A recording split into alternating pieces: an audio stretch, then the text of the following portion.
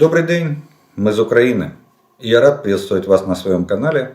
Как всегда, приглашаю подписаться тех, кто еще не подписан, поставить лайк этому видео, если оно вам понравится, и тогда его смогут увидеть как можно больше людей. Ну а мы с вами начинаем очередное видео по оперативной обстановке, и сегодня на календаре у нас 6 февраля и киевское время 19 часов. Итак, оперативная обстановка. Основные усилия оккупанты сосредотачивают на ведении наступательных операций на Купянском, Лиманском, Бахмутском, Авдеевском и Новопавловском направлениях. В ходе боевых действий в районе города Бахмут отмечается полное отсутствие координации и взаимодействия среди военнослужащих российских оккупационных войск и наемников так называемой частной военной компании Вагнера.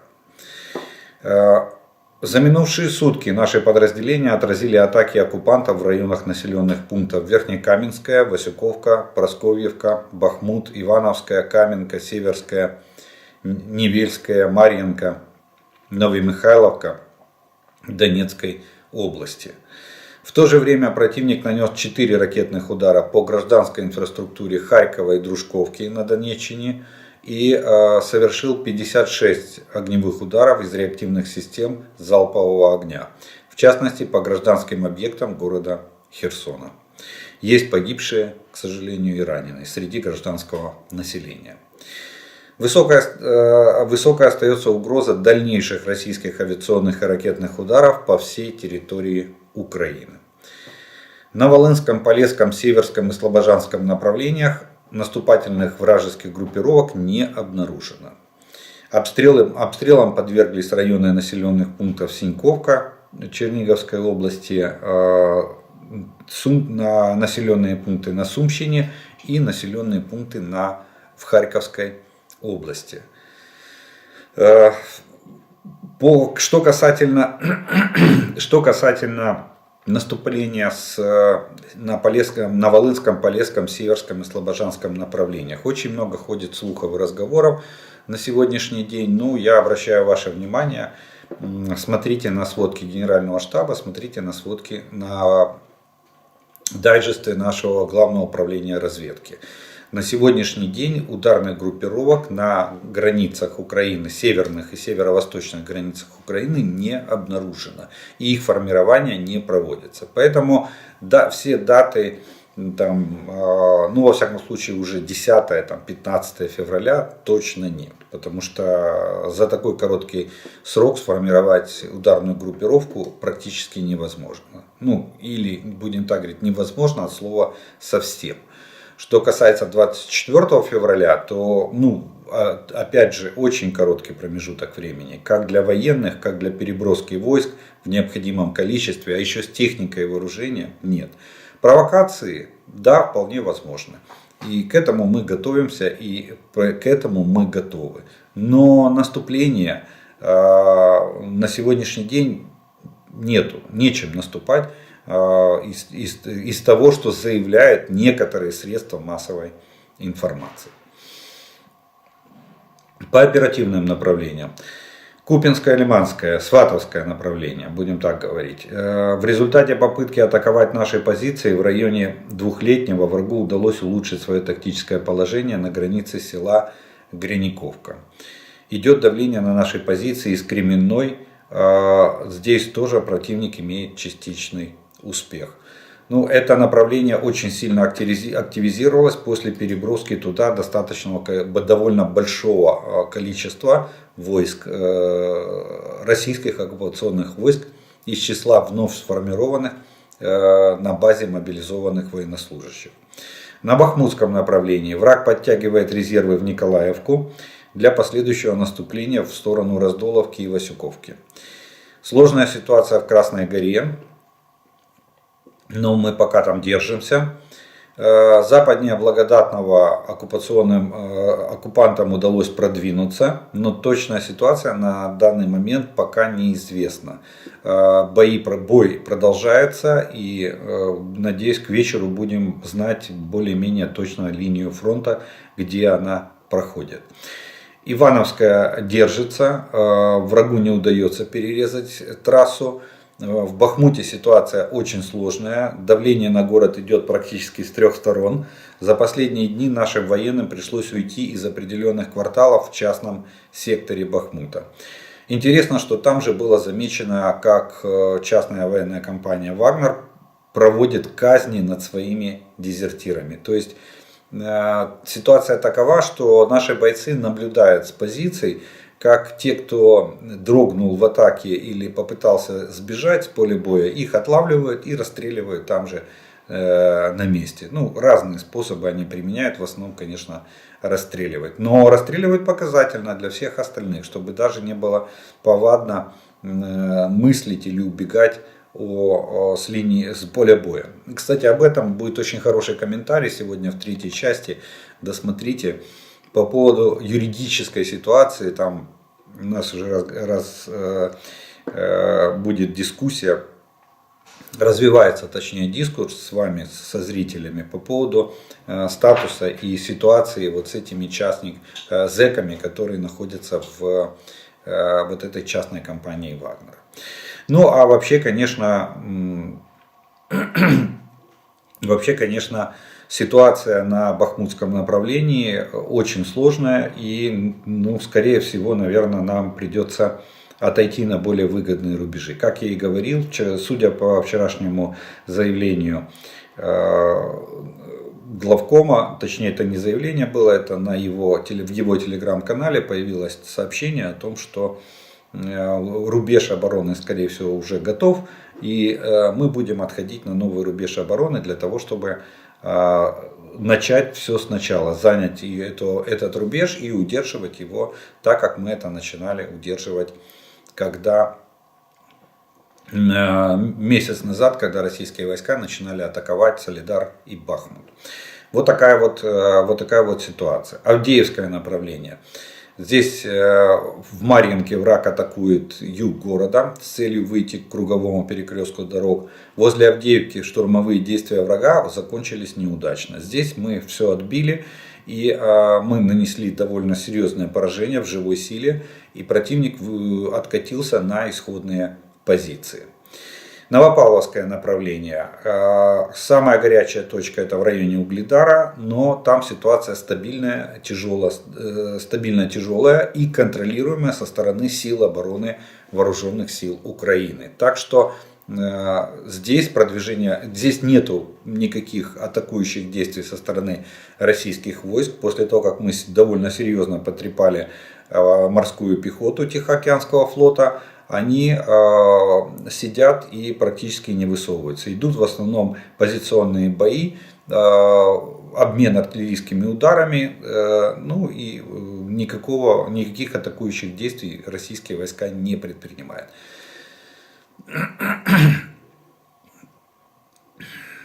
Если можно сделать такой аналитический вывод, что сейчас, начиная от Лиманское направление, Бахмутское направление и Авдеевское направление, то в общем просматривается такая тенденция, что оккупанты продолжают использовать мобилизованных и технику для достижения успехов на Сватовском отрезке фронта, то есть это в районе Кременной. В восточной части Бахмута ситуация очень сложная, приходится уходить, чтобы не попадать в локальные мешки. Там, на месте, в самом городе. Бои за Ивановское могут стать кульминацией Бахмутской оборонной операции. В случае, если враг будет там остановлен, то оборона западной части города Бахмута будет иметь смысл. Оккупанты хотят выйти на линию Марьинка-Угледар для дальнейшего продвижения на Курахово.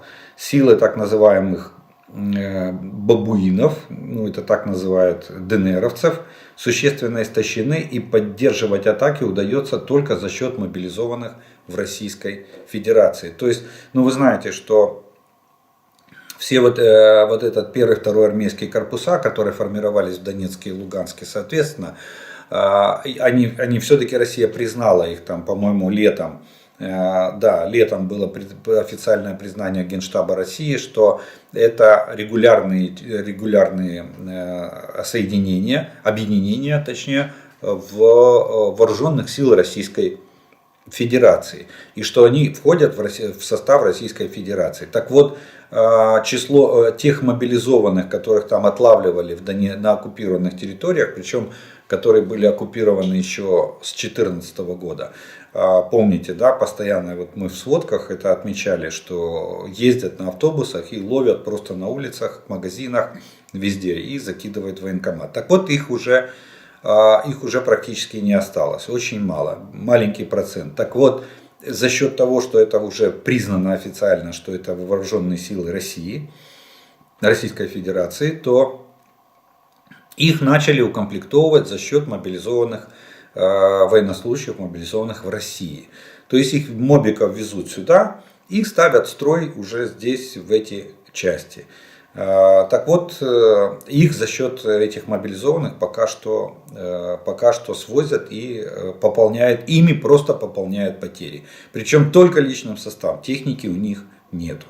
Итак, главным остается из аналитической записки, мы видим, что главным остается это бои в районе Ивановское, удержание. Если мы останавливаем там противника, значит Бахмут мы продолжаем оборонять. Если мы там не сможем и вынуждены будем отойти на новый рубеж обороны, значит, к сожалению, тогда мы оставим и город Бахмут. Но при этом войска будут отведены, и российские оккупационные войска начнут все сначала с лобовой атаки наших позиций. Далее остается у нас с вами Запорожское и Херсонское направление. Здесь ситуация не меняется. Противник здесь ведет оборонительные бои и готовится к обороне. Пытались они идут позиционные бои на Запорожском направлении, обмен артиллерийскими ударами. Противник пытается обстреливать на всю глубину досягаемости его артиллерии. И на Запорожском направлении за прошедшие сутки под огневое воздействие противника попали более 30 населенных пунктов, а на Херсонском направлении более 20 населенных пунктов. Также противник продолжает пытаться проводить диверсионные действия на этих самых легких моторных лодках или катерах. Но в принципе у нас оборона правого берега Днепра организована довольно хорошо, и мы просто топим эти катера вместе с этими диверсантами, которых российские войска пытаются, оккупационное командование точнее, отправить на правый берег для совершения диверсий. Далее, противник продолжает нести потери. И вот то, что я говорю, что потери настолько огромные, что фактически любое пригодное помещение, а это в основном такие учреждения социального характера, школы, детские сады, больницы уже давно все переведены на режим военных госпиталей. И они просто их увеличивают, там количество огромное уже этих полевых госпиталей, оборудованных вот в таких социальных зданиях. Вот. И они везут сюда, я уже говорил вам, еще раз повторюсь, что в Российской Федерации идет сейчас массовая мобилизация медперсонала. Вот. И вот еще один пример, это то, что в населенном пункте Васильевка Запорожской области оккупанты обустроили местную детскую больницу под военный госпиталь для раненых военнослужащих вооруженных сил Российской Федерации. Прием детей в больницу прекращен. Туда размещают только российских оккупантов. Украинская авиация за прошедшие сутки нанесла 9 ударов по районам сосредоточения врага и удар по позициям его зенитно-ракетных комплексов. А подразделения ракетных войск и артиллерии сил обороны Украины поразили пункт управления, 8 районов сосредоточения живой силы противника и вооружений и состав с боеприпасами. Вот такие вот военные события произошли за прошедшие сутки на всех оперативных направлениях и на линии фронта от Харькова до Херсона. Ну а теперь немного военно-политических новостей, которые происходят в Украине и вокруг нашей страны. Ну, вы знаете, да, что стихийная природный катаклизм случился, в принципе, это катастрофа природная, землетрясение в Турции. Причем там фактически было 3 землетрясения, и не только в Турции, было и в районе Румынии еще было землетрясение 5,6 баллов. Насколько я понимаю, там Одессу немножко покачало, отголоски достали. Но тем не менее в Турции произошло, наверное, самое крупное за последние 100 лет наблюдение. Произошло землетрясение практически 8 баллов, 7,8 балла. Очень много обрушений домов. Ну, на данный момент, когда я записываю это видео, количество жертв оценивается уже больше 1000 человек погибшими и порядка 6000 ранеными. Но я вам скажу так, что это цифры приблизительные, очень даже приблизительные. Почему? Потому что всех посчитать, погибших и раненых, посчитать можно будет только по окончании разбора всех завалов. А территория очень обширная, которую затронуло землетрясение, и, соответственно, сейчас это все предварительные данные. Но в любом случае Украина уже готова протянуть руку помощи в плане в Турции, вот, в плане разгребания завалов, в плане борьбы с последствиями или ликвидации последствий вот этих землетрясений. Несмотря на то, что мы сами в таком тяжелом положении в плане войны, но тем не менее мы человечность и гуманизм не теряем. А вот в российских соцсетях говорят, ну, главное, чтобы русские не пострадали, остальное все ерунда. Вот такая в основном реакция. Да, есть сочувствующие, ничего не могу сказать, есть и те, и другие. Но те, кто пренебрежительно относится к трагедии Турции, к сожалению, они превалируют в российском медиасегменте.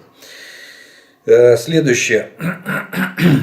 По данным разведки Соединенных Штатов Америки, глава Китайской Народной Республики Си Цзиньпин отдал приказ армии быть готовой провести операцию по установлению контроля над Тайванем к 2027 году. Об этом глава ЦРУ Уильям Бернс заявил в выступлении на мероприятии в Джорджтаунском университете. Так сообщает издание Reuters.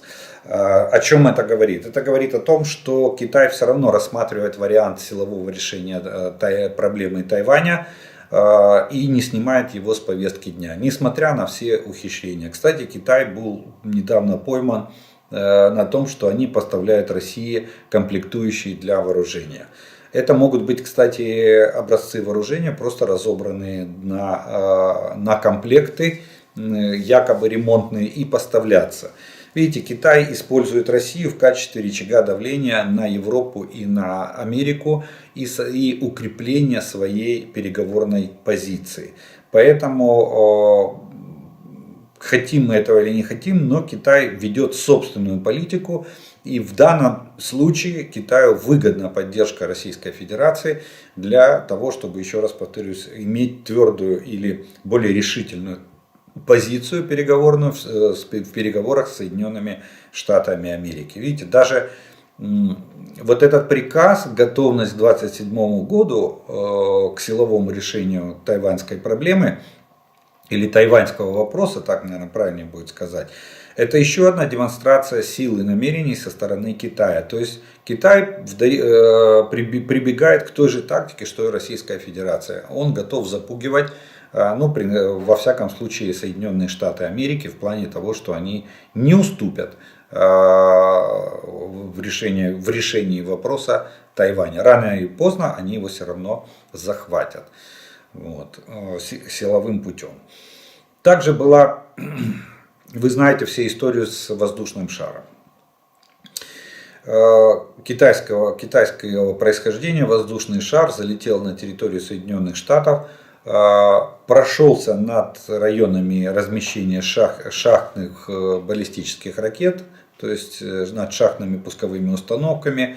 Кто-то предлагал сбить этот шар, кто-то предлагал не сбивать этот шар. чтобы не осложнять с Китаем, Китай заявил, что да, это метеорологический зонд, который вот, ну, ветром сдуло, ему очень тяжело управлять, потому что это типа как воздушный шар, и он летит по ветру.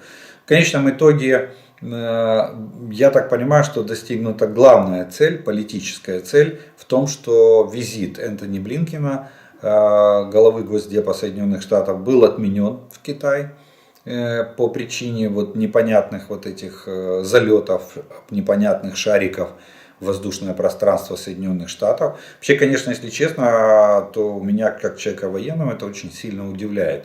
В том плане, что второй раз Соединенные Штаты, ну уже не второй получается раз, а уже ну, трудно сказать даже какой раз, оказывается, не первый такой залетал шар. И другие были еще инциденты. Как они допустили вообще залет в свое воздушное пространство неопознанного летательного объекта? Имеется в виду там, по принадлежности свой-чужой. Прекрасно понимая, что он может вести сбор разведывательной информации и пролетел над районом размещения шахтных пусковых установок межконтинентальных баллистических ракет. Я понимаю, что это уже не военная тайна, эти шахты давно засечены спутниками, координаты известны, но сам факт. А где же тогда, опять получается, что и в Соединенных Штатах с системами противовоздушной или противоракетной обороны есть огромные вопросы. Как же она работает? Вспоминаем 11 сентября, тоже как самое. Но там они хоть сказали, что они отключили на полчаса систему для того, чтобы якобы провести профилактику, вытереть пыль с компьютеров. И Аль-Каида, видимо, знала о таких секретных, сверхсекретных планах Соединенных Штатов, этого Пентагона, и воспользовалась вот этим вот перерывом для того, чтобы ударить по башням-близнецам. То же самое и здесь. Шар несколько дней летает на воздушном пространстве Соединенных Штатов, а политики сидят и обсуждают, сбивать, не сбивать. В результате сближения, то есть решения конфликтных вопросов в отношениях Китая и Соединенных Штатов, ну, фактически спущено, ну, будем так говорить, ладно, не будем выражаться, скажем так, что не получила своего дальнейшего развития, а наоборот вернулась на исходную, на нулевую отметку. Ведь Блинкен же должен был вести план урегулирования, степ-бай-степ, пошаговый план урегулирования отношений Китая и Соединенных Штатов. И два проблемных вопроса, которые там должны были решаться, это война России против Украины, это очень важный вопрос, и вопрос урегулирования тайваньского кризиса или кризиса вокруг Тайваня. Вот. Так что, и видите, Китай, и тут же выясняется, что Китай, ну я думаю, что это не вчера выяснилось, а скорее всего просто был слив развединформации в плане того, что Китай все-таки поставляет России комплектующие для создания новых образцов вооружения. Кстати, Китай может поставлять и оружие, у него советских образцов вооружения очень и очень много. И лицензия есть на многие образцы советского вооружения, которые может выпускать промышленность Китая. Так что вот такая вот не совсем хорошая для нас новость. Ну, посмотрим, как дальше будут развиваться события. Пока тенденция идет на то, что потепление в отношениях между США и Китаем напрочь на сегодняшний день отсутствует. И то, что было договорено, достигнуто, откинуто далеко-далеко назад. Северная Корея опять вступает тут в игру. Ну, я так понимаю, что Путин хочет показать видимость какой-то коалиции. Смотрите, его не поддерживает ОДКБ. Его постоянно прокатывают там. Единственный Лукашенко, но Лукашенко его в последнее время стал уже меньше. Даже ходят слухи вокруг Кремля, что вызов на ковер на прошлой неделе Лукашенко просто отверг. Сначала сказал, что он заболел, а потом вообще сослался на занятость и не поехал в Москву. А Путин его очень хотел увидеть по вопросу того, что Белоруссия не выполняет тех договоренностей, которые были достигнуты ранее. Скорее всего, это имеется в виду, наверное, планы по созданию союзного государства, планы по созданию единой группировки войск, планы по подготовке белорусской армии к вторжению на стороне России. Путину надо показать, что он не один. Сегодня он один во всем мире. И он пытается всеми силами показать, что он не один. Так вот, он обратился к лидеру Северной Кореи. Лучший друг, оказывается. Видите, Россия и Северная Корея. Два братских народа. И Северная Корея выделит, как сказал Ким Чен Ын, что Северная Корея выделит военнослужащих и полицию. Военных и полиции на временно оккупированной территории Донбасса. Вот. И от 300 до 500 мужчин в возрасте от 19 до 27 лет военные и полицейские Северной Кореи должны участвовать в восстановительных работах на оккупированных территориях Донбасса. Путин хочет показать интернационализм и дружбу, что Россия не один изгой в мире. Вот два изгоя теперь будут вместе. КНДР и страна, против которой введены там куча санкций и ограничений, ну и Российская Федерация. Ну еще раз говорю, два братских народа. Далее, Россия, видите, пошла активизация. Надо отметить, что Россия пытается активизировать вопросы разработки и поставок вооружений, потому что у них огромная проблема с этим. И я уже говорил, повторюсь, что Российская Федерация формирует стрелковые полки, не мотострелка, а стрелковые полки. Им присваивают даже номера тех частей, которые были в составе вооруженных сил Советского Союза во времена Второй мировой войны. Ну, типа деды воевали, и вот такой там возрождаемый такой полк. Тогда он был стрелковый, маршевые роты, и сейчас он стрелковый, маршевые роты. Без техники тяжелой, без тяжелых вооружений. И также они ходят и в атаку без прикрытия брони. Ну, за счет того, что их много, Путину, в принципе, наплевать, сколько их погибнет. Он их просто гонит и все. Так вот, Россия и Иран готовятся создать новый беспилотник, который будет чуть быстрее, чем Шахед 136, и об этом сообщает Wall Street Journal. Это, кстати, помните разговоры, что осенью, когда начинали говорить о дронах, в начале осени, что Россия там заключила договор с Ираном на поставку вот этих дронов камикадзе. И тогда же шел разговор о том, что эти дроны камикадзе фабрику будут строить в Российской Федерации. Так вот, как оказалось, контракт подписан, сделка была подписана, сделка на сумму примерно $1 миллиард Россия будет за эту сделку. И они собираются поставить фабрику в Российской Федерации. Фабрика будет находиться в городе Елабуга, Россия. И выбрали место так, чтобы удаленность от границы с Украиной 1100 километров. То есть, если там шли разговоры где-то месяц назад, мы говорили, что у нас могут появиться дроны с боевым радиусом 1000 до 1000 километров, то они фабрику на 100 километров отодвинули дальше. Ну, привет жителям Елабуги, теперь ваш город становится легитимной целью, если в нем будет строиться это, уже решение принято, будет строиться завод по производству этих дронов. Завод по задумке должен производить не менее 6000 беспилотников в год. Это является частью сделки между Россией и Ираном на $1 миллиард.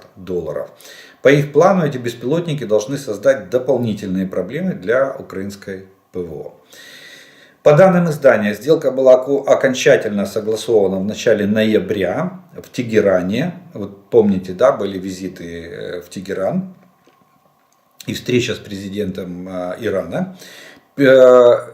Переносом производства в Россию Иран надеется оградить себя от новых западных санкций. То есть они хотят таким образом сказать, что это же не наше, это уже российское. Вот у них есть свой завод, свои дроны, они все сами, мы здесь ни при чем.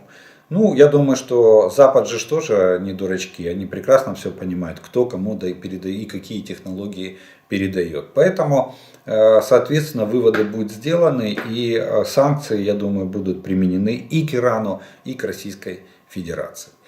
Ну и, как обычно, на пасашок, вишенка на торте, новость, которая пришла, казалось бы, из тихой, спокойной Швейцарии.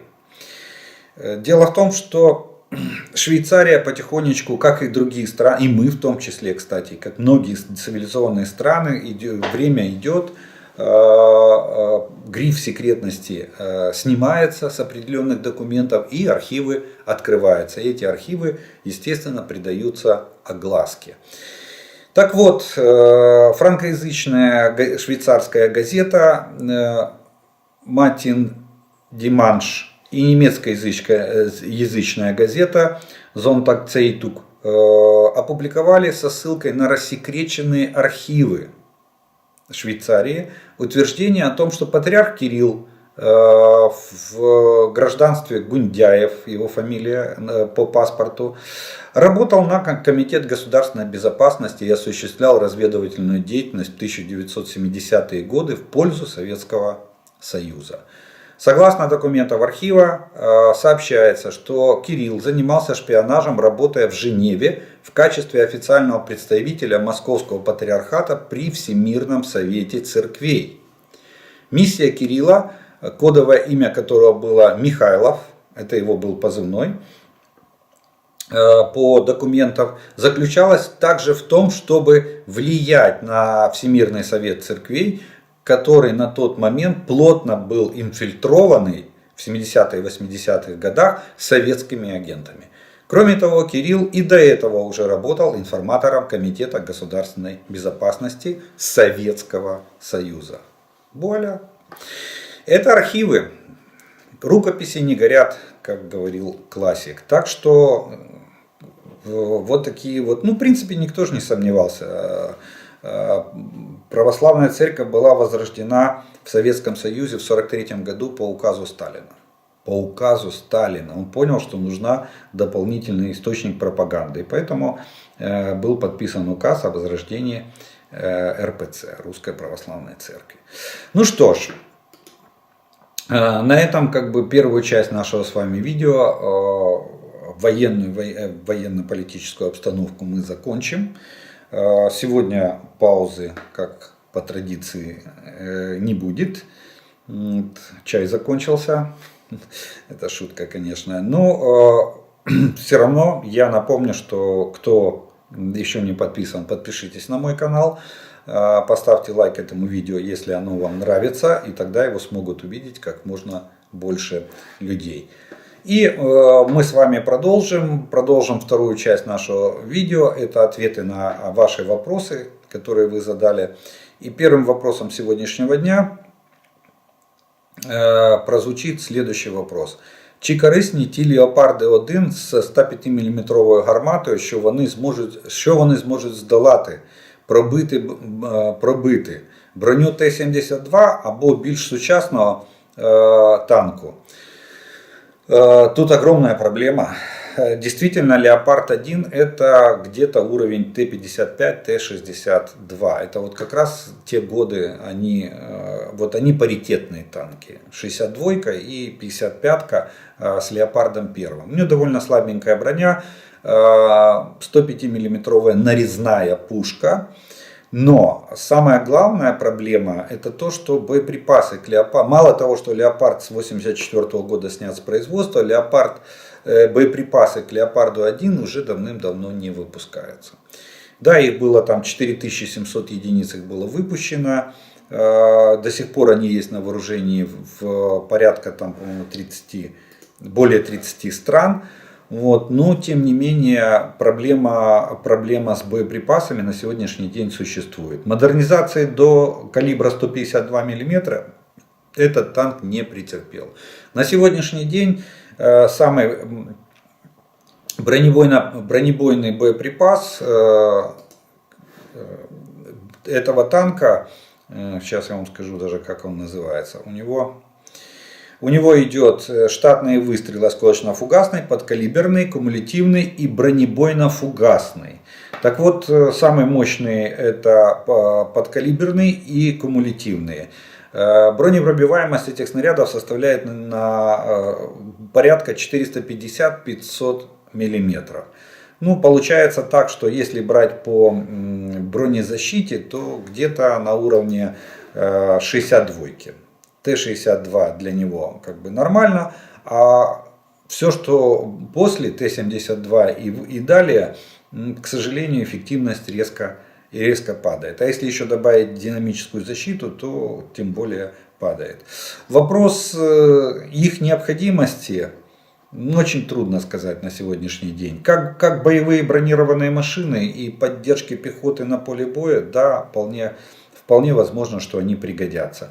А судя по их живучести на поле боя, то может быть они еще и будут проблемой для наших вооруженных сил. Живучесть и их обеспечение, то есть наличие боеприпасов к этим танкам. Поэтому вот эти 88 Леопардов-1, которые, конечно же, производителю очень выгодно продать нам эти танки, это же будет все оплачено за счет вот этой вот финансовой помощи, которую выделяют Соединенные Штаты. Да, они их отремонтируют, да, они будут технически исправны, но эффективность их на поле боя вызывает очень много вопросов. Поэтому я бы, например, подумал бы, прежде чем заказывать эти танки у производителя, ну, у той же Германии. Следующее. Железный купол вполне успешно сбивает российские грады и ураганы. И не теоретически. Другой вопрос. Насколько железный купол был бы эффективен при той интенсивности обстрелов, которую мы видим в Украине. Фишка этой системы в том, что она вычисляет траекторию снаряда и игнорирует те, которые не представляют опасности. Таким образом экономятся боеприпасы. Ну вот насчет урагана я не уверен, потому что таких данных нету. Я не знаю, чтобы в Палестине или в секторе Газа были ракеты от урагана. Все-таки она 6-метровая и довольно тяжелая, по-моему, 380 килограмм весит. Ее пускать с пусковых установок точно там нету. Советский Союз и Российская Федерация их туда не давали. А вот градовские снаряды, я знаю, даже называется установка «Партизан». Град-П. Партизан ее расшифровывают. Это приспособа, обычные трубы, внутренний диаметр которых 120 где-то 2 или там 123 миллиметра, в которые вставляют реактивные снаряды Града и их пускали по территории Израиля. Это было, да. И, соответственно, железный купол их в состоянии перехватывать. Длина 3 метра, вполне он успевает отреагировать в пределах своей активности. А вот про урагановский не слышал. Про Смерчевский тем более нету никаких данных, что он их действительно эффективно сбивает.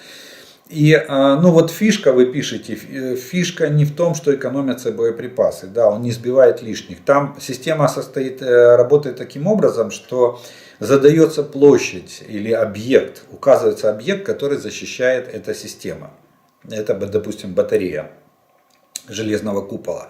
И если система успевает просчитать траекторию, если этот снаряд летит за пределы защищаемой зоны, да, он не сбивается. Если он летит в защищаемую зону, то, конечно же, он сбивается. Вот.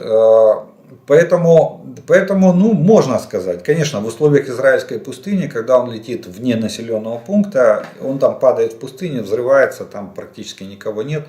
И в пустыне осколки не разлетаются за счет характера местности, они практически гасятся рельефом местности на коротком расстоянии.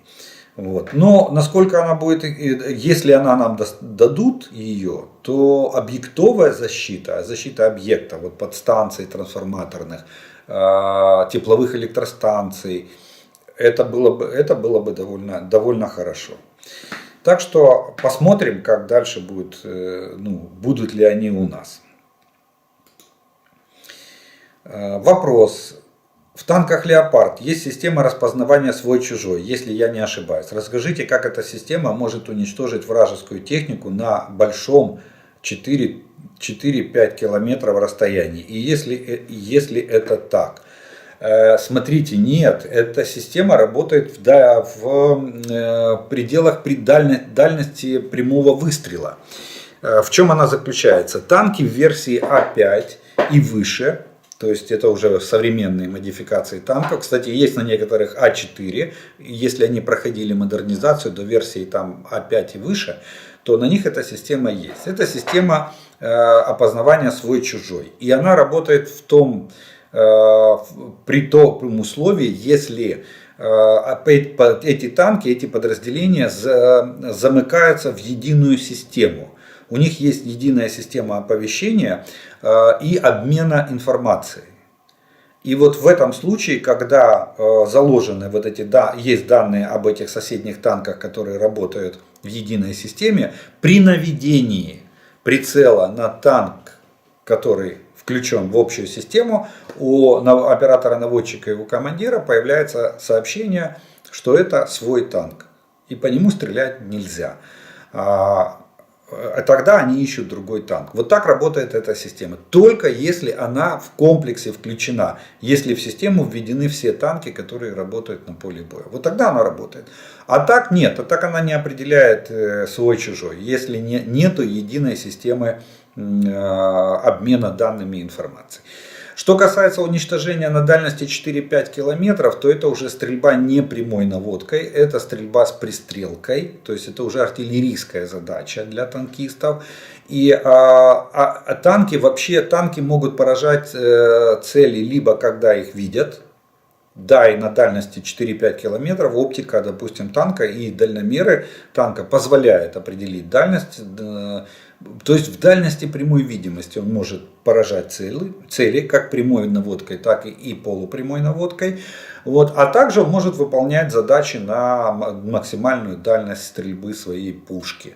А это для, допустим, советских образцов это составляет примерно 9-12 километров в зависимости от модификации пушки танка. Примерно такая же дальность может быть и у западных танков. Но вот система работает только когда она подключена к единой системе оповещения и передачи данных. Ну а стрельба прямой и полупрямой наводкой она возможна для любых танков. И все зависит от умения экипажа. И эта система не помогает в данном случае.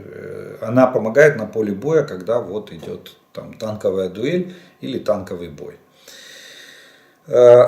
Добрый вечер. Операция в Персидском заливе в 90-91 годах показала превосходство американских танков коалиции над танками Ирака советского производства.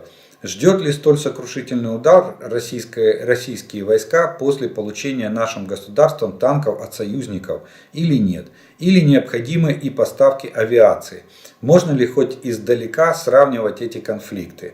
Но издалека сравнивать я бы не стал. Почему? Потому что тогда у Ирака танки очень сильно отставали. У Ирака был 55-ка, 62-ка основной танк. Очень мало было 72-ок поставлено в Ирак.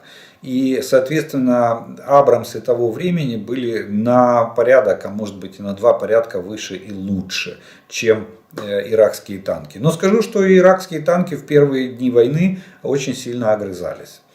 Поэтому без авиации преимущества, такого, я бы сказал, подавляющего преимущества не было.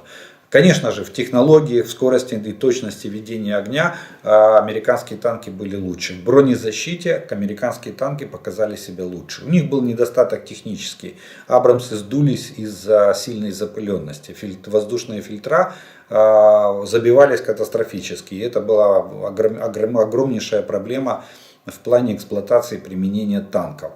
Они оказались не адаптированы, не приспособлены для ведения боевых действий в условиях пустыни.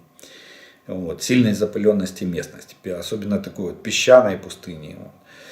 А так, в принципе, да, в огневой дуэли они имели огромное превосходство. Но еще раз повторюсь, там не было Т-80 на тот момент, это был в Советском Союзе, это уже был основной боевой танк. Там не было модернизированных Т-72А, вот, поэтому они превосходили технологически. Сегодня такая же примерно ситуация. Технологически западные танки, если вот то, что Германия, допустим, нам передает версию А5, Конечно же, она превосходит в технологиях и в точности и в скорости наведения, она превосходит даже российский танк Т-90 «Прорыв». Я уже не говорю о Т-72. Все равно это 72, как вы бы ее не модернизировали, но конструктивно он остается Т-72. Т-80 там тоже остается Т-80. Это никак не новый по конструктиву танк. А вот Леопард А5, да, это более современная, или даже Леопард А4 готов конкурировать с этими танками. И он технологически лучше, более оснащенней. Все зависит от версии комплектования. Ну, надеюсь, что нам дадут не самую худшую версию в комплектацию, точнее, этих танков. Тогда, да, тогда российских танкистов ждет огромный сюрприз на поле боя. Разрешите задать вопрос. Могут ли служить защитой от ракет обычные подвалы жилых домов и других гражданских объектов? Вы понимаете, каких? Смотря на хронику войны, видно, что эти подвалы также разрушаются и заживо погребают людей, а других защитных сооружений для мирного населения до сих пор не наблюдается. Смотрите, подвал, конечно же, может служить. Кстати, опыт вот Днепра и опыт этого самого Краматорска показал, что в подвальном помещении люди остаются в живых. Если подвал не обрушился, даже при прямом попадании в здание, есть шанс, что подвал не будет обрушен. И да, люди там будут заперты, но спасатели могут докопаться. И, как правило, в подвалах есть несколько выходов в здании из подвалов. И эти выходы, и есть еще окна, слуховые окна, через которые тоже можно выходить. Вопрос просто добраться к этим подвалам. Если как бы отдельно стоящее здание, то, конечно, есть с 4 сторон подход. Если здание вмонтировано в архитектуру улицы, то тогда с 2 только сторон подход. И эти подходы, как правило, засыпают обломками. Но все равно шансов выжить, если вы с объявлением воздушной тревоги спустились в подвал, шансов выжить у вас намного больше, чем то, что вы останетесь в квартире или, допустим, будете находиться на открытой местности возле района вероятного попадания ракеты. Если же, допустим, ракета не прямое попадание в дом, а где-то упала рядом с домом, то тогда шансы еще больше увеличиваются. Потому что в квартирах остается опасность травматизма в плане там, выбитых окон, вылетевших дверей, в плане обрушения перегородок межкомнатных, которые у нас по еще старым советским строительным нормам строились в пол кирпича, а в хрущевских домах они вообще сделаны из гипсовых плит. И эту взрывной волну, эта стенка может еще и прибить человека, приплющить его к другой стене. Вот. Поэтому в подвале, конечно же, шансов выжить всегда больше. Единственное, что позаботьтесь, чтобы в вашем здании, во-первых, был вычищен подвал, чтобы там можно было находиться. Это сегодня, как оказалось, огромнейшая проблема в плане экологии, что там и канализация, и мусор, и бомжи, и все остальное. Он должен быть вычищен, и он должен иметь несколько выходов на разные стороны, чтобы можно было оттуда эвакуироваться, чтобы не было там, если где-то какие-то перегородки, постарайтесь решить вопрос, чтобы это все было сломано, разобрано, и чтобы подвал был полностью сквозного сообщения и имел несколько выходов. Вот тогда, конечно, шансы выжить в этих подвалах повышаются, кратно повышаются. Ну а лучше всего, конечно, я вам скажу так, современные дома, они обычно монолит каркас строятся, вот все современные технологии, большинство точнее, строится монолит каркасом. Как правило, делается подземный паркинг, он заливается вообще из монолита.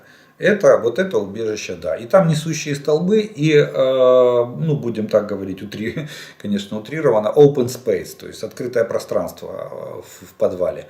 И в этом случае вы больше защищены. То есть в современных жилмассивах, в паркингах люди спускаются и пережидают воздушную тревогу. И за счет монолит каркаса нет такого тотального обрушения здания, как это происходит в кирпичных и в панельных домах, которые уже выстояли там, все сроки своей жизни уже давным-давно перестояли. Как вы считаете, будет ли установлена на леопарды, идущие в Украину, израильская система ветровка? По большому счету я не вижу целесообразно посылать эти танки в это пекло без такой защиты.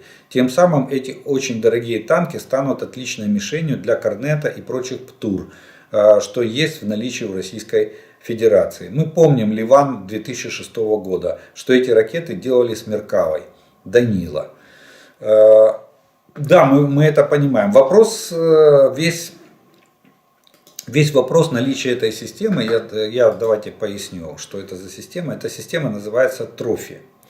Система активной защиты. Она создает такой как бы купол вокруг танка и отводит вот эти высокоточные боеприпасы, особенно ПТРК. Вот. ПТУРы уводит она в сторону от танка. Будет ли она установлена, все зависит от того, разрешит ли правительство Израиля поставить эту систему на танк или оставить, если она там есть. Вот. Она может быть на танках, допустим, версии А5, которую вот нам собирается передавать, допустим, Германия. Вот, там она может быть установлена. Если будет согласие правительства Израиля, значит эта система будет стоять на этих танках. Если Израиль не пересмотрит, ну а сейчас вроде как есть тенденция, премьер-министр Беньямин Нетаньяху дал команду правительству пересмотреть вопрос о поставках, о запретах, насчет запрета о поставках вооружений Украине, и не только от Израиля, насколько я понимаю, но и от третьих стран Украине. Поэтому есть надежда, что эта система, ну она просто Мейль-Руах, она звучит на иврите, я так понимаю, да, и переводится ветровка. Вот, то есть как бы ветер дует, ветер и отгоняет все снаряды от... А в английском это называется трофи, активная защита. Так что посмотрим. Очень хотелось бы, чтобы эта система была установлена, чтобы не только черепашка была, то есть активная реактивная броня, но и чтобы эта система, если она есть, была установлена или осталась на этих танках, или была установлена дополнительно перед отправкой в Украину. На пока сказать точно, есть она или нет, очень трудно. Ну и вот две составляющие я вам назвал. В предыдущем видео вы объяснили стратегическую значимость Харькова. Вопрос. В сегодняшней ситуации, когда Харьков стал обстреливаемым городом, сможет ли город восстановить свою значимость и будет ли возрождаться промышленность? Как повлияет на это соседство с Россией? Ну, тут два варианта. Первый вариант, если мы в статусе победителя, мы обязательно будем ставить условия демилитаризированной зоны вдоль границы. Для того, чтобы полностью воспретить возможность обстрела наших приграничных городов. Ну, в частности, не только Харьков, и Сумы, и там... и Чернигов тоже находится в непосредственной близости, ну и другие, там тот же Донецк, Луганск, там расстояния довольно маленькие от границы. Поэтому это однозначно будет ставиться вопрос создания демилитаризованной зоны. Если же война будет, мы выйдем на границу 91 года и активная фаза войны закончится, но сам конфликт не будет разрешен, тогда все будет упираться в технологии. Я думаю, что на первых порах мы можем договориться с Израилем, купить у них, допустим, систему типа железного купола. А вообще у нас есть конструкторское бюро, которое может нам сделать нормальную систему ПВО, которая будет перехватывать в том числе и такие ракеты, как работать на перехвате ракет и снарядов, точно так же, как, допустим, та же система железный купол. Поэтому в любом случае я даже не сомневаюсь, что Харьков будет возрожден.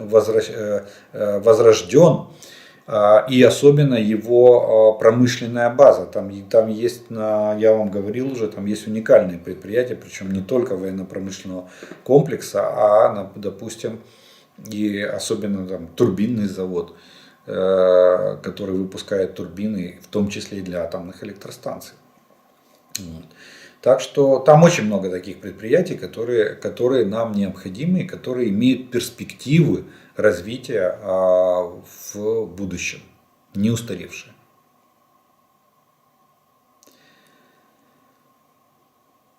Как определяют военные, которые штурмуют позиции, что атака захлебнулась и надо отходить на исходные? Каковы потери должны быть? Ну, вообще теоретический расчет всегда берется 50%. 30% допустимые потери при атакующих действиях. При 50% потерь считается, практика показывает так, и это заложено в расчетах, считается, что при достижении уровня потерь 50% и более противник отказывается от дальнейшей атаки. И атака считается захлебнувшейся, и он откатывается на исходные позиции. Все еще, а на поле боя это все зависит от конкретной ситуации, потому что солдат, бегущий в атаку, или там военнослужащий, бегущий в атаку, он видит справа-слева от себя своих товарищей. И если он их не видит, то, естественно, его боевой дух резко падает. И он начинает принимать решение, что не пора бы упасть на землю, залечь, а потом уже и вернуться обратно. Людей надо постоянно сопровождать, они должны понимать, что рядом есть их товарищи, что они не остались одни в чистом поле. Вот. Поэтому искусство атакующей пехоты, это очень, будем так говорить, это искусство тактики ведения общевойскового боя. Это не то, что сейчас делает Российская Федерация, гонит стадом там. Я вспоминаю советскую армию, там пехота, она с утра до вечера тренировалась ходить в атаку. С утра до вечера. Они мокрые, измученные, и штурмуют эту высоту от восхода до заката. И тем самым они набирали навыков в ведении тактического боя, контактного боя. Вот. А то, что сейчас реальная ситуация так, как я вам описываю, что бегущие в атаку, они там 10-15 человек, они пошли штурмовыми действиями, когда пригнувшись, когда в полный рост, как это было в Солидаре, допустим.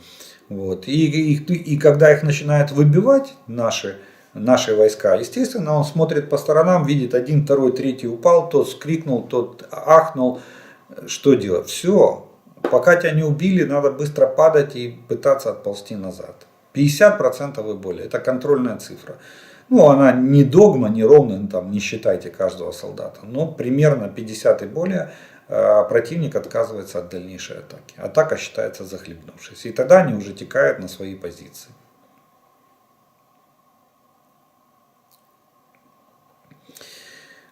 Есть ли у вас информация по снарядам GLSDB? Я где-то читал, что у них боевая часть 17 килограмм. Это меньше даже, чем у шахеда.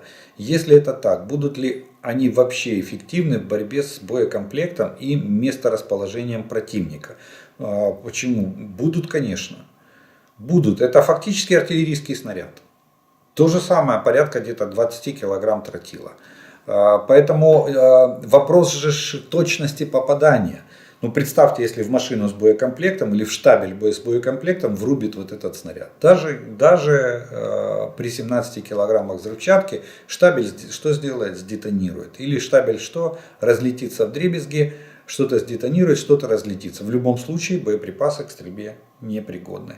Если это пехота, то осколочное поражение никто не отменял. Если это открыто расположенная техника противника в районе сосредоточения, поражение осколками никто не отменял. Кто запрещает дать залп пакетом 6 снарядов с точностью, что они ударят допустим, по штабелю боеприпасов или попадут в цистерну с топливом, или в топливозаправщик попадут. Так что эффективность зависит от точности попадания. Если вы попали точно, поверьте, и для пехоты, и для боеприпасов противника будет вырванные годы. Мало им не покажется.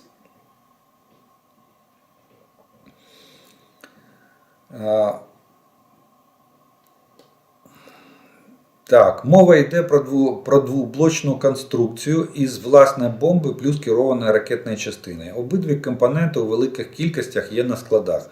Виробництво полягає у їх поєднанні, що може бути здійснено відносно швидко. Траплялася навіть інформація про те, що ці роботи можуть виконуватися прямо в Україні. Насчет Украины я очень сильно сомневаюсь. Даже практически скажу вам с уверенностью нет.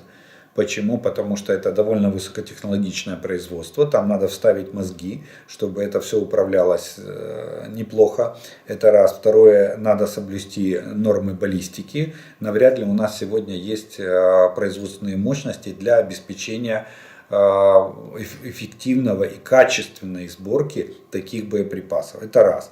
Второе, вы же не забывайте, что вот эта бомба управляемая, или которая делается в виде снаряда для реактивных систем залпового огня, это разработка Boeing и Saab, совместная разработка. Да, отдельно компонентов, то есть самих бомб и самой ракетной части, ее может быть и много на складах.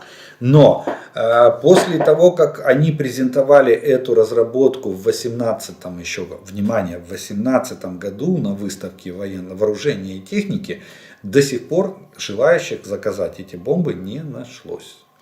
И, кстати, Boeing предлагал нам, Boeing предлагал еще в ноябре месяце прошлого года вот эти боеприпасы. Впервые о них заговорили в конце осени прошлого года. И тогда говорилось, что если будет заявка, вот сейчас, сегодня будет заявка от Украины, то весной они готовы были поставить первую партию. То есть им надо 4-6 месяцев надо для организации производства на своих мощностях.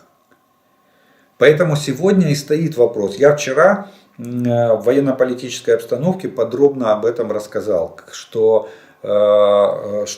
сроки поставки этих боеприпасов могут сильно растянуться. Но о том, чтобы их собирать в Украине, я думаю, что даже не может быть и речи. Потому что там не все так просто. Не все в готовых элементах, что надо скрутить две составляющих. Или как эти машины везут, да, без колес, топливного бака и без глушителя. Пишут, что это ремкомплект номер 1.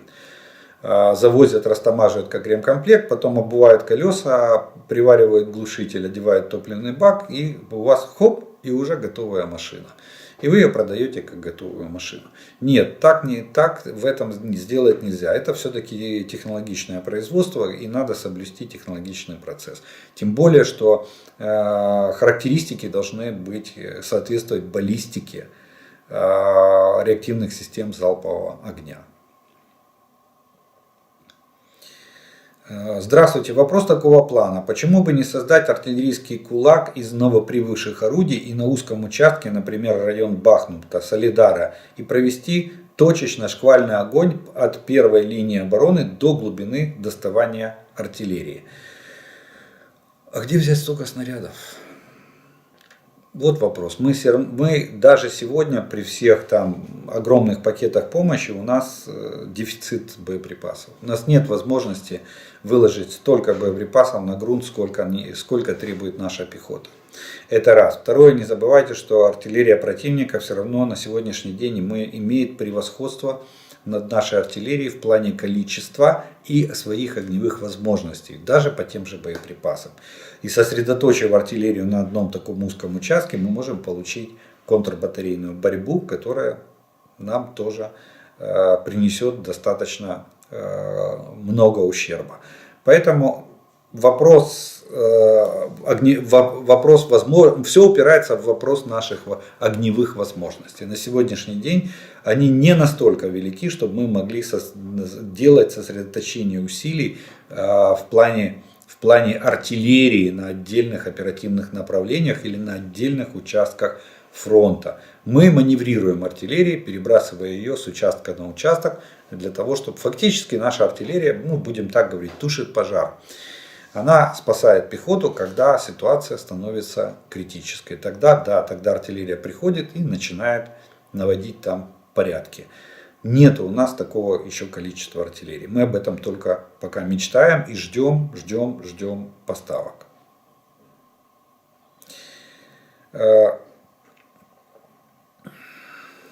Добрый день. Такой вопрос. Ракеты типа «Калибр», «Искандер» или там класса «Х» при попадании в водоем сдетонируют? Если да, то какой высоты может достигать волна и опасно ли это для плотины?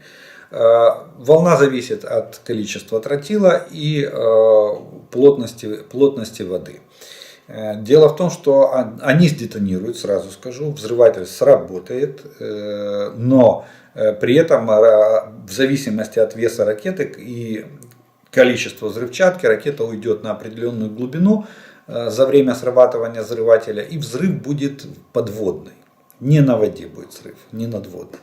Соответственно, будет столб воды, будет волна, допустим, там мина 120 миллиметров может поднять там столб воды 6-8 метров. Но волна от нее небольшая. Рыба глушится, да, вот для рыбы это очень плохо. Экология страдает, рыба глушится этим взрывом. Но для плотины это нет. Даже если вот Х-22, там тонна взрывчатки, даже если она взорвется, если она не попала в плотину, то плотина выдержит такую волну. Вот. Даже если в непосредственной близости от плотины. Могут быть там какие-то повреждения, но так, чтобы разрушить плотину, нет. Этого нет. Вы не забывайте, что еще вода является довольно вязким, текучим веществом, которое очень сильно гасит вот эту ударную волну от взрыва. Это, помните, как мы с вами рассуждали по поводу Посейдонов, что русские там грозились, что они пустят свой этот Посейдон, якобы ядерную торпеду, которая может там подводным взрывом вызвать цунами. А нифига. Понимаете, нифига она не может поднять такую высоту волны, чтобы это образовалось цунами. Ну еще и при этом, что если там какая-то волна поднимется и что-то там на побережье смоет, при этом они теряют тогда смысл как ядерного заряда. Потому что вода не выпустит большую часть радиации, останется в воде. И там будет растворяться и оседать на дно. А если делать взрыв близкий к поверхности, то тогда не будет эффекта цунами. То есть тут как бы очень много таких нюансов в том, что подводный взрыв даст там какой-то эффект. Это надо очень мощную бомбу бросить. Вот атомную бомбу если бросить, то да, она может вызвать волну, которая снесет плотину. Но фугасные бомбы... Может быть, мать всех бомб, это 11-тонная, вот, которую американцы недавно сбрасывали, пару лет назад сбрасывали в Афганистане на одну из баз, предполагаемых баз подготовки террористов ИГИЛ. Вот, там 11 тонн бомба, из них там 8 тонн, по-моему, этой начинки тротиловой. Так она может быть ударной волной, ударная волна снесет там плотину. Смотря еще какая плотина. Поэтому нет, для плотины это не большая проблема. Ну что ж, на этом мы вторую часть нашего с вами видео тоже закончим. И у нас остается третья часть. Это комментарии, приветствия и пожелания, которые вы прислали к предыдущим видео. И первое такое... комментарий, это добавка к комментарию. Помните, мы воюем с НАТО, да, вот написал мне там зритель, и я это прокомментировал, как они воюют с НАТО. И вот вдогонку, я так понимаю, таких комментариев можно написать теперь миллион, что они воюют с НАТО, а где НАТО об этом еще не знает. Так вот, они уже такой же можно комментарий написать, что они уже 130 тысяч понесли только убитыми потери, а НАТО еще на войну не приехала. Добавка вот к комментарию: мы воюем с НАТО. Если россияне воюют с НАТО, то почему туррейсы Турции еще очень популярны? И Турцию инвестируют огромные деньги. Марокко рядом из Марка родом из Эстонии и живу в Финляндии. Слава Украине. По поводу устава комментарий. Устав закончился в 2014 году в Крыму, когда нарушили устав караульной гарнизонной службы, и его невыполнение привело к зеленым человечкам Крыму и всему тому, что мы имеем. Нет, там нарушили все уставы. Почему? Потому что устав внутренней службы обязывает, а солдат-матрос обязан и командир обязан защищать всеми доступными способами. Защищать страну, защищать родину и защищать военно-техническое имущество. У нас там некоторые комбриги ходили с флажками, когда россияне захватывали их боевую технику. Так что на всех каналах центрального телевидения одна заезженная пластинка: угроза России от Запада и США. Но что тут делать войскам НАТО, коль все наворованные активы России находятся в этих странах? Осматривать нищету российской глубинки? И вот по скриптум к этому, это вот человек написал такой комментарий. Ну да, действительно, вот если я не ошибаюсь, это Бжезинский, по-моему, сказал, говорит, а кто вам сказал, что российская элита это российская элита, если все их деньги находятся в американских банках? Так что действительно, как Россия физически может воевать с НАТО, если все капиталы, все в долларах и все лежит на Западе? Ну, часть в России у населения под подушкой или под матрасом, а у олигархов же все счета в западных банках, в европейских, в американских, там, в офшорах, но не в российских рублях. А вы воюете, как они воюют, со своим же капиталом. Так вот, человек написал по скриптум к этому комментарию. Был в русской деревне с американцем. Он очень удивился, почему жители всю жизнь таскают воду из колодца и не хотят потратить несколько часов, чтобы сделать running water, то есть провести трубу из колодца в дом. Действительно, почему? Ну, во-первых, я думаю, две причины. Первая причина – это отсутствие средств, то есть нищета, очень низкий уровень жизни. Они не могут себе позволить купить насос, купить пластиковую трубу, все это обвязать, закопать, это раз. И сделать себе в доме водопровод, качать воду из колодца. Плюс электрику же надо еще оплачивать, если она есть еще. Электрик. Но вроде как в России все электрифицированы. Не газифицированных много, а вот электрифицированных, слава богу, все. А второй момент.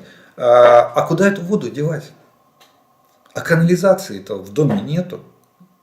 Куда ее девать, эту воду, которую насос подаст в дом? Поэтому это уже уклад жизни, который в том числе, да, если бы были деньги, опять же, все упирается в финансы. Были бы деньги, можно вырыть септик.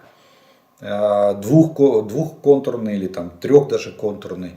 Вырыть септик, который не требует постоянной выкачки из ямы, как раньше это было. Есть же современные технологии, в интернете их полно. Но опять же, уровень жизни, нищета.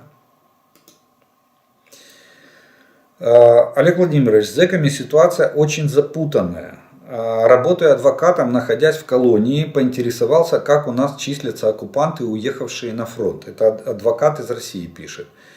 Был ответ: за колонией и какой-либо системой ФСИН, это Федеральная служба исполнения наказаний в России такая, они не числятся. Фактически он освобожден по документам. То есть, представляете, да, вот эти зэки, которых вербуют вагнеровцы в колонии, их освобождают по документам. Правда, я не знаю, какую они припишут причину освобождения. С трудом в голове укладывается, как можно помиловать 40 тысяч зэков. Ну, они не помилованы, это, кстати, нет, они просто освобождены. Помилование, я сказал, кто может помиловать зэка, это в России, это только президент страны. Но разум и право оставили эту страну. Сейчас эту информацию активно доводят до вагнеровцев и бежать начинают, не доехав до линии фронта. Система МВД России их не ищет, они числятся освобожденными. Представляете, какой беспредел в России? Еще чуть-чуть и будет смута такими темпами. Если бы они не были помилованы, то в заградотрядах стояли бы работники ФСИН. Но их никто не наблюдал. Ну, имеется в виду, что если бы они не были помилованы, то нет, они просто освобождены. Вы абсолютно правы в том плане, что закон и право оставили эту страну под названием Россия. Они их освобождают, что я почему сразу по тексту задал вопрос, что они пишут в документах. Вот очень интересный вопрос, как, на основании чего они их освобождают. И действительно, их Федеральная служба исполнения наказаний российская их не ловит. На поле боя их держат только, вот, если, чтобы они не разбежались после атаки или во время атаки. А так, да, те, кто сбежал, как их ловить? Тем более опыт у них намного лучше, чем у мобилизованных. По побегам я имею в виду. И да, действительно, они приступают к тому, что они умеют в этой жизни. Разбой, грабеж, убийство, насилие. Вот все, что они умеют. Спасибо за информацию. Канада хочет прислать танки быстрее, поэтому на самолете. Но танк тяжелый, поэтому по одному. Но быстрее, чем на корабле морем. Большинство канадцев поддерживают Украину. И не только канадцы украинского происхождения. Почти все население Канады это приезжие из Европы, кроме индейцев, которые многие родились в Канаде, но их родители или предки приехали из разных стран, большинство из Европы. Поэтому все живут вместе, дружно, не как в США. Я думаю, что после этой огромной поддержки населения Канады правительство направит еще и больше вооружения, и это не последние 4 танка. Слава Украине и ее народу, канадцы с вами. Спасибо, да, мы знаем, что Канада самолетами везет танки. Поздравляю пана генерала Сергея Шаптала. Это комментарий, я его тоже поддержу, думаю, что очень много поздравлений, сразу скажу. Для командующего, для начальника генерального штаба было очень много поздравлений. Я выбрал одно, оно мне понравилось, потому что оно имеет историческую аналогию. И вот я сейчас его зачитаю. Поздравляю пана генерала Сергея Шаптала с днем рождения. Желаю ему крепкого здоровья, счастья и долгих лет жизни.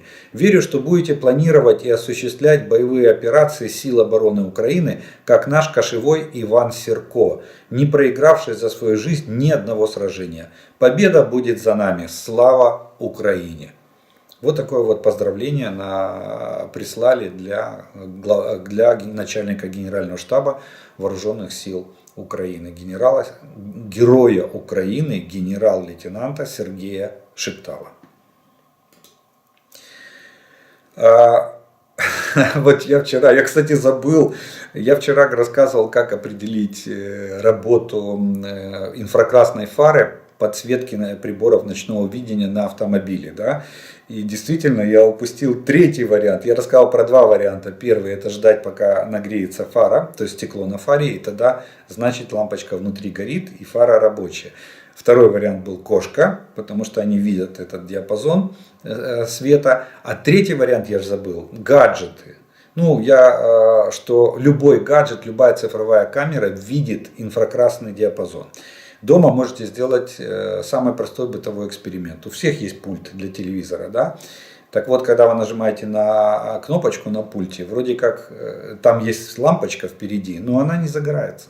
Но при этом телевизор реагирует. Если вы посмотрите на эту лампочку через свой любой гаджет, где есть цифровая камера, мобилку, просто видеокамеру, то вы увидите, как эта лампочка будет излучать свет.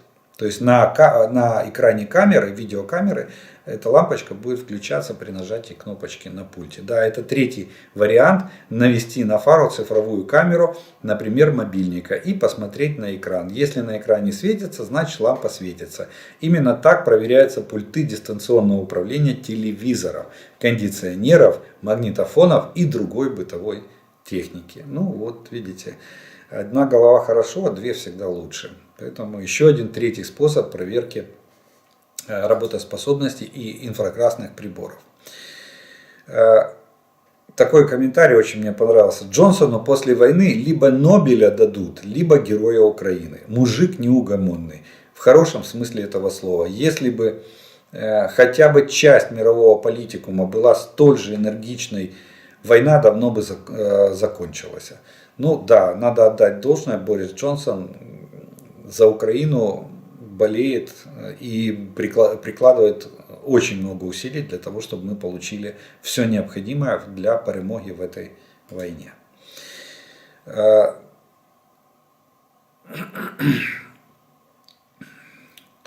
Ну вот вопрос, комментарий точнее. Мы, правда, этот вопрос еще не обсуждали, но человек уже написал комментарий по поводу мобилизации. И начальник, по-моему, управления комплектования вооруженных сил сделал такое заявление, что могут призвать и ограниченно годных. Ну вот, как, допустим, есть категория там годен там и в мирное, и в военное время, не годен там, или частично годен в мирное, военное время. То есть есть разные категории. Так вот, категория не годен в военное время или в военном при мобилизации могут призвать на действительно тоже мобилизовать. И объясняет почему, потому что у нас за счет того, что мы дадим возможность людям, во-первых, призваться и получить, мобилизоваться и получить должность и зарплату соответствующую. Вот. Плюс мы освободим тех, кто годен к строевой службе и занимает должностя в тыловых частях и подразделениях, на тыловых должностях. Вот. А их было бы выгоднее использовать на линии фронта. Так вот, человек пишет о том, что его знакомый, который потерял ногу под Бахмутом около 5 месяцев назад, командование предложило должность в армии. Так что у нас вот даже такой опыт, и мировой уже опыт есть, когда люди с инвалидностью, они не годны к строевой службе, они по идее могут получить по инвалидности, точнее получить инвалидность и уже находиться дома, получать пособие, но им, если они трудоспособны, они могут работать, им предлагаются должности, соответствующие должности, которые они смогли бы исполнять в рядах вооруженных сил Украины. Естественно, заключением контракта, естественно, с оплатой труда. Вот. Так что вот такую даже он написал, що дуже добре, що наших хлопців ніхто не кидає. Впевнений, що такі пропозиції не поодинокі. Прошу, зачитайте моє повідомлення. Це мають знати всі. Перемога буде за Україною. Кстати, у нас даже воюют на фронте. Есть ребята, у которых вот место протез, место ноги, но они прекрасно справляются и с боевой работой в рядах вооруженных сил Украины, в рядах сил обороны Украины. Ну что ж, вот на этой оптимистичной ноте позвольте закончить сегодняшнее видео. Я благодарю вас за ваше внимание, что вы досмотрели до этого момента. Кто еще не подписался, приглашаю подписаться на мой канал, поставить лайк этому видео, если оно вам понравилось, чтобы его могли увидеть как можно больше людей. Огромные слова благодарности спонсорам канала и тем, кто поддерживает канал. Благодаря вашей помощи у меня есть возможность записывать эти видео, доносить до вас эту информацию. Ну, а мы с вами продолжаем верить Збройним силам України. Перемога за нами. Слава Україні!